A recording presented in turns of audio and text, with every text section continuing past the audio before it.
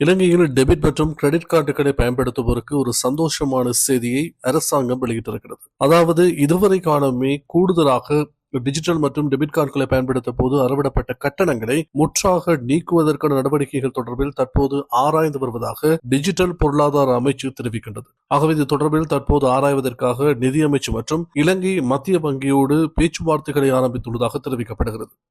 இதன் மூலம் எதிர்காலத்தில் டெபிட் மற்றும் கிரெடிட் கார்டுகளை பயன்படுத்த போது அவற்றுக்கு விதிக்கப்படுகின்ற மேலதிக கட்டணங்களை நீக்குவதற்கான பொறிமுறை குறித்து அரசாங்கம் தீவிரமாக ஆராய்ந்து வருகிறது. ஏனென்றால் நாட்டில் இருக்கின்ற மக்களுக்கிடையே கியூஆர் பயன்படுத்தல்கள் மற்றும் பணமற்ற கொடுக்கல் வாங்கல்களை இவ்வாறு ஊக்குவிப்பதற்காகவே அரசாங்கம் இந்த நடவடிக்கையை எடுத்திருக்கிறது. அது மாத்திரமல்லாமல் மற்றொரு செய்தியை நமக்கு இவ்வாறு காண கிடைத்தது. அதாவது கடந்த ஜூலை மாதம், இந்த வருடத்தின் கடந்த ஜூலை மாதம் மாத்திரம் 12,325 பேர் இந்த நாட்டில் கிரெடிட் கார்டுகளை பயன்படுத்துவதற்கு முன்வந்துள்ளதாக தெரிவிக்கப்படுகிறது. நாட்டினுடைய கடந்த பொருளாதார சிக்கல்களின் பின்னர் இந்த அதீத வளர்ச்சி இந்த ஜூலை மாதத்தில் மாத்திரம் இவ்வாறு காணப்படுவதாக தெரிவிக்கப்படுகிறது. அதாவது நாட்டினுடைய பொருளாதார மீட்பு மற்றும் வட்டி விகிதங்களின் குறைப்பு காரணமாகவே இவ்வாறானதொரு நிலை ஏற்பட்டுள்ளதாக தெரிவிக்கப்படுகிறது.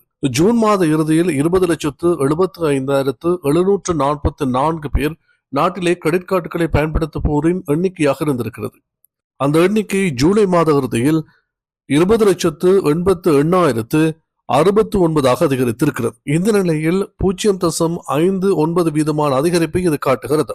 இதன் அடிப்படையில் இந்த வருடத்தின் முதல் 7 மாதங்களில் 79,613 பேர் புதிதாக கிரெடிட் கார்டுகளை பயன்படுத்துவதாகவும் சுட்டிக்காட்டப்பட்டிருக்கிறது. இந்த நிலையில் அரசாங்கம் டிஜிட்டல் செயற்பாடுகளுக்காக விதிக்க இருந்த வரியினை எதிர்வரும் வருடம் ஏப்ரல் மாதம் வரை தள்ளி வைத்திருக்கிறது.